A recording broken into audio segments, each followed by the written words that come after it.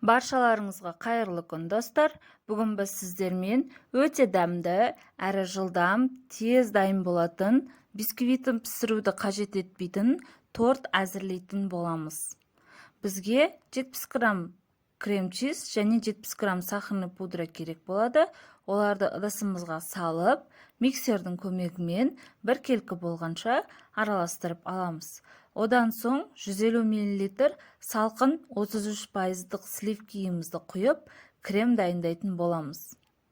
Миксердің ізі түсіп бастаған кезде, қоюланған кезде миксерді міндетті түрде өшіруіміз қажет. Өйткені біздің креміміздің суы шығып, іріп кетуі мүмкін. Сондықтан көп араластырып жіберуге болмайды. Дайын болған кремімізді лопатканың көмегімен осылай 1-2 рет араластырып, шетке алып қоямыз. Лопаткамен араластыру міндетті түрде. Одан соң 100 мл сүтімізге 350 грамм печеньямызды 1-2 минутқа малып алып, дайын болған кремімізді молдау етіп, бір-бір қасықтан жағып, осындай формамызға жайғастыратын боламыз. Бұндай формаға жасау міндетті емес, кез келген тарелкеге не болмаса ұсынатын ыдысыңызға осылай жинап шықсаңыз болады. Егер ыдысқа жинайтын болсаңыз, пищевой пленканың қажеті жоқ.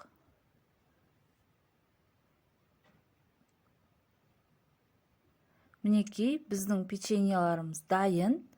Бетін жауып, целлофан пакетпен жауып, тоңазытқышқа 1 сағатқа қалдырамыз. Дайын болған печеньямызды ыдысымызға осылай төңкеріп аламыз. Қалған кремімізді барлық жағына бір тегіс түзу етіп жайып шығамыз.